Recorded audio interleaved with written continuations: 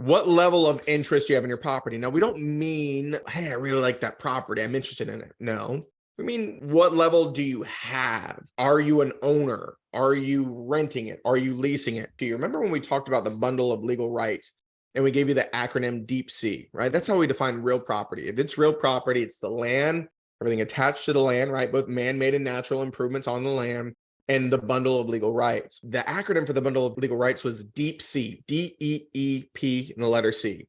Disposition, exclusion, enjoyment, control, and possession. When you own a property, you own all those Deep C. If you're renting a home, we can all agree that you don't own it. Somebody else owns the home. But what happens is when you rent it, you have purchased the right of possession and the right of exclusion. And you have it for a period of time because you're occupying the house. That means you have the right of possession. We can all agree that if you're renting a home, the landlord can't just walk in and be like, got to borrow some Frosted Flakes. I don't have any breakfast. So have a good day, right? They can't do that. They have given you the right to occupy, which we call the right of possession. That is what we call a leasehold estate. You have the right to occupy it. You have the right to prevent other people from coming in, but you do not own it. You cannot dispose of the property. You cannot sell the property. You just get to dealing with this bundle of legal rights. Sometimes you retain them all, and sometimes you sever them all. And so the different types of estates are freehold, which are estates of ownership. You do own the property, versus leasehold. You do not own the property, but you have a right of possession, the right to occupy. So when we dealt with these of the freehold estates, the two things that you should be thinking about is it inheritable or is it not inheritable? Is it an estate of inheritance or is it not? And we ask a lot of questions on that. Is it a state of inheritance or is it not? When we say an estate of inheritance, it means, can it be willed to somebody at the time of your passing, right? Can you transfer to somebody else at the time of your passing? And that's a question we have to answer. So when you see on the test, it may just say fee simple. Fee simple should be considered synonymous with fee simple absolute. If we say fee simple, we say fee simple absolute, it means the same thing. It is the highest and best form of ownership, presumably for an indefinite period of time. If you own your house outright, does anybody in the world know how long you're going to own it? No. You may sell it tomorrow. You may own it for another 90 years. We don't know. So it is for highest and best form of ownership, presumably for an indefinite period of time. Then we had what we call fee simple defeasible, also called qualified fee. Folks, this is another reason why the test is so tricky. There are two words that mean the same thing in about 1 million different cases. This is one of them. If you see qualified fee on the test, if you see defeasible on the test, they mean the same thing. Think about what the words mean. What does the word defeasible sound like? Defeat. That's exactly right. In other words, you do own it, but you could defeat your own ownership. Or in other words, if it's qualified fee, you have to qualify for your ownership. You do own it, but you have to qualify for your ownership. When we said defeasible or qualified fee, we had two different types. There is the really long mouthy one, fee simple, subject to a condition subsequent, that says do whatever you want as long as you don't do this one thing. And then we had fee simple determinable. It says we have determined what you have to do. You can only do this. So if we said fee simple determinable, you own it so long as you maintain it as a horse farm. In fee simple determinable, if you stop doing the one thing we told you had to do, you automatically lose the property. It has an automatic reversion back to the grantor or the grantor's heirs.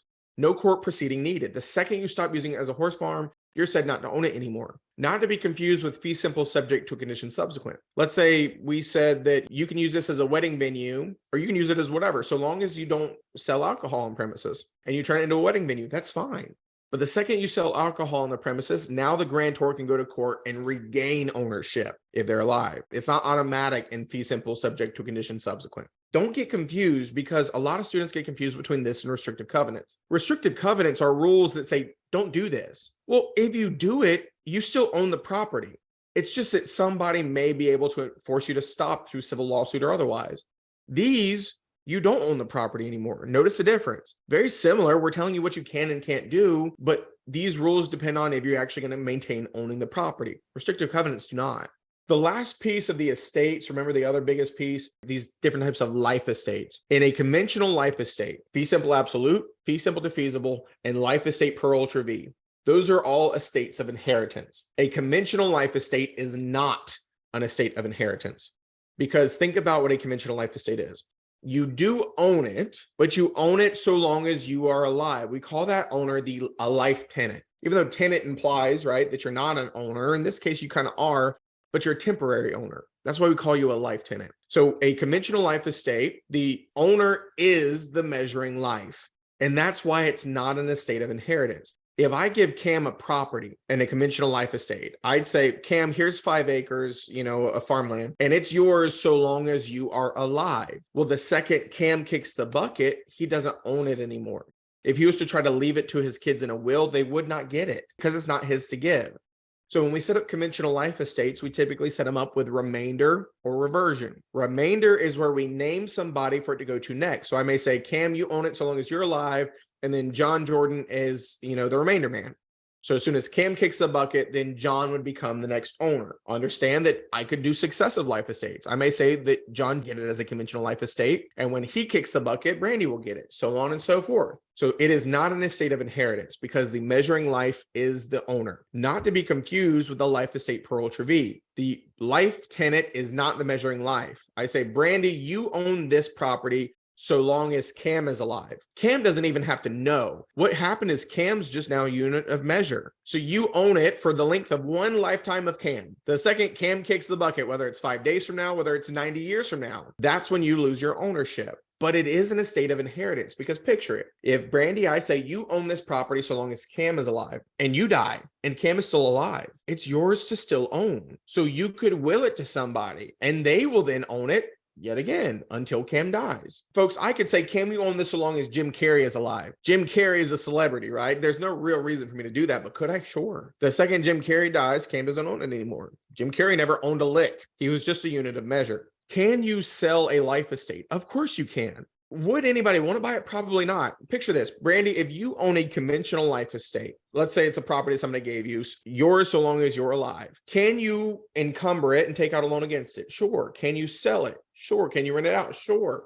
Because it's yours. You own it. You can also use what's on the property to pay for the property, right? Resources. We call that estovers. But picture this. If you go to sell a property that you own as a conventional life estate and you go to sell it to me and it's like, it's a pretty beach house, right? You're like, Seth, you want to buy my beach house? And I'm like, yeah, sure. How do you own it, right? Peace and Bob salute. And Brandy says, well, no, it's a conventional life estate. I say, girl, hold up. We got to talk about this. What do you eat every day? How healthy are you? How often do you do dangerous activities, right? I got some questions before I buy this thing, because what's going to happen? If I buy a conventional life estate that Brandy owns, I only own it so long as she's alive. If she dies tomorrow, I lose it tomorrow. If she lives 90 more years, I own it for 90 more years. So can you sell a life estate? Sure. Only for the ownership you have, though. Could you go to the bank and say, I'd like to borrow $300,000 against this property? Sure, you could. But the bank's going to say, ooh, yeah, we'll give you $10. We don't know how much longer you got left, girl. You've got to understand that these things get tricky. If you like this video, feel free to share it with a friend. For more real estate education content, please subscribe to the channel. From all of us at Seacoast Real Estate Academy, thank you for watching.